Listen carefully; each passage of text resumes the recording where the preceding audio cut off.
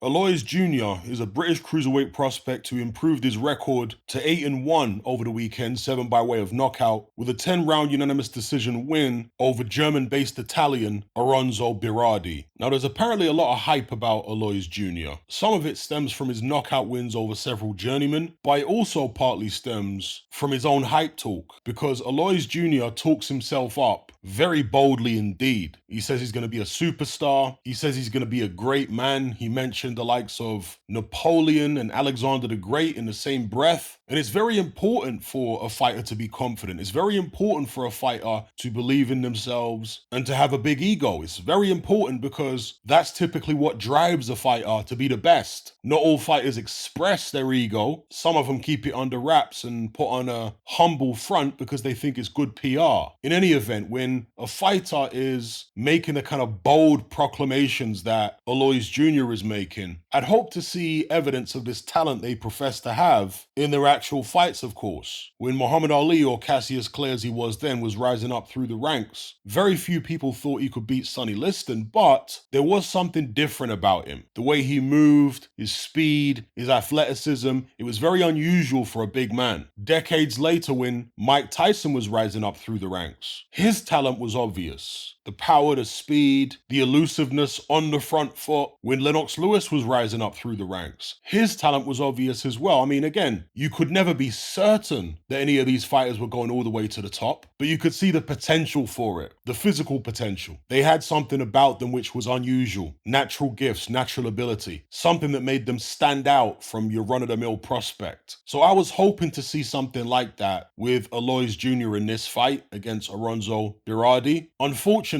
I saw nothing of the sort. There is a massive chasm between his hype talk outside the ring and the performance he produced in the ring in this fight against Berardi. Now, Aloys Jr. is a young fighter, only 21 years of age. He's got plenty of time to improve. If he has the kind of ability somewhere buried within him that he claims to have, it's going to take a long time, many years, to refine that ability, if it is actually there. Because again, I saw no evidence of it in this particular fight. So if it's there, he's going to need many years to really harness it and refine it. They say he's a devastating puncher. And to be fair, Berardi was unbeaten going into this fight. Perhaps he's got a really good chin, we don't know, but Aloy's punches certainly didn't have a devastating effect on him. They didn't look particularly devastating. Yes, I know he's knocked out a bunch of journeymen, but you know, a lot of prospects managed to do that. In Berardi, he was up against an opponent who actually came to fight, who actually came to win, to try and preserve his unbeaten record. And it was a pretty dull affair. Berardi was somewhat slick and tricky, didn't offer much by way of offense, but defensively he was competent. Having said that, there were moments, particularly in the latter stages of the fight, where Aloys Jr. had Berardi pinned up against the ropes, and he just couldn't do anything with him. He was right there in front of him, just waiting to be teed off on, and Aloys couldn't put the punches together. Now, I don't know how much amateur experience Aloys Jr. has had. I know he fought and lost to Moses Atalma in an amateur fight back in 2019. At the time, Aloys would have been about 16, and Atalma would have been about 14. But Aloys turned pro in 2021, 2 years after that amateur loss to Atalma. So how many years experience does Aloys Jr. have as an amateur in total? That's the question I'm asking myself, because to me, he looks like a guy that is very underdeveloped, like someone who maybe should have stayed amateur longer to gain more experience, to get more comfortable in the ring. Anyway, this fight with Berardi went the distance. Aloys Jr. won on points, but his reaction after the decision was announced was a little odd to me, because here we have a young fighter who says he's going to be a superstar, who calls himself an animal and a beast and mentions his own name next to the likes of Napoleon and Alexander the Great. Yet he wins this obscure IBO Continental Cruiserweight fight against an obscure opponent, and he drops to his knees crying as if he just became undisputed champion. From what I've observed over the years, most of the fighters who go on to become greats, early in their career when they have these type of bouts, they take these victories in their stride. They don't really get overexcited about them. because in their mind, this really isn't a big deal. This was supposed to happen. So they tend to be quite nonchalant over victories of this level, unless it was a particularly taxing fight and they went life and death. But that wasn't the case with Aloys Jr. here. He didn't go life and death with Berardi. He outworked him in a fairly comfortable victory, relatively speaking. But his emotional reaction afterwards, after winning such, again,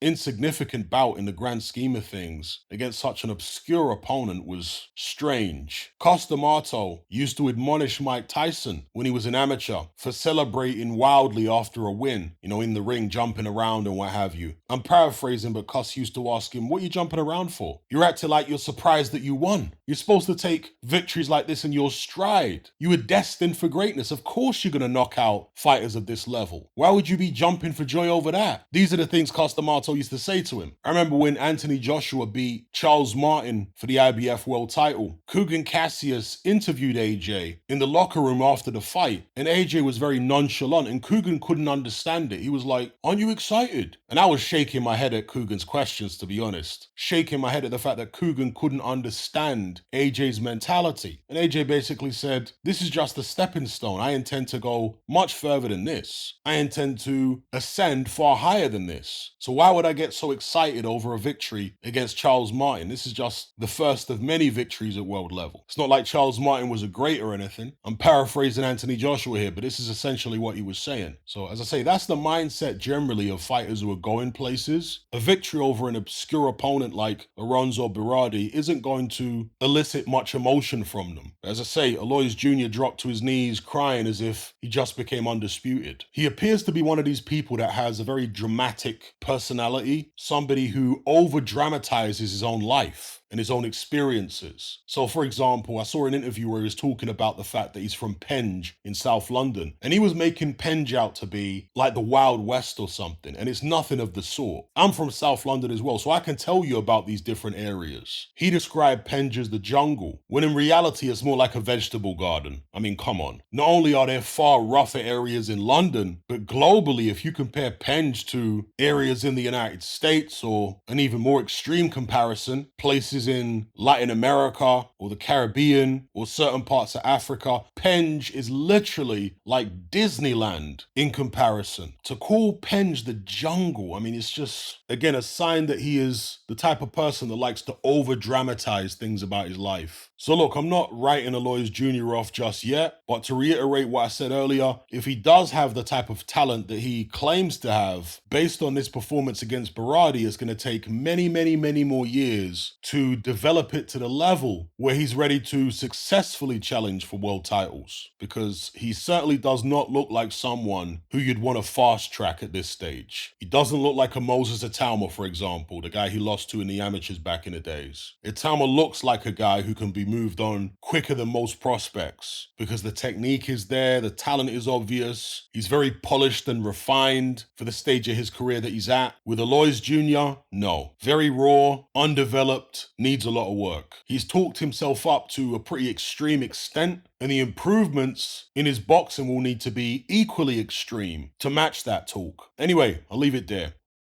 Are you sick and tired of the mainstream mindset? Does the dogmatic conformity and pathological ignorance have you tearing your hair out in frustration? Then don't be alone. Come and join our brotherhood on Patreon. We stand as a beacon of reason against an army of insanity.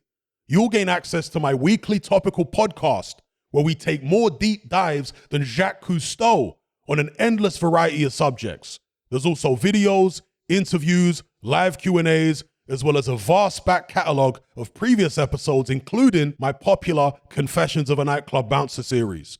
You can listen via the Patreon app or download in high-quality MP3. Connect with myself and hundreds of other members in our Element chat group. There's no contract, no commitment, you can cancel at any time, and it's cheaper than a Mickey D's McMuffin. Just head to my Patreon page via the link below this video and select the tier called the Brotherhood of Reason. I'll see you over there.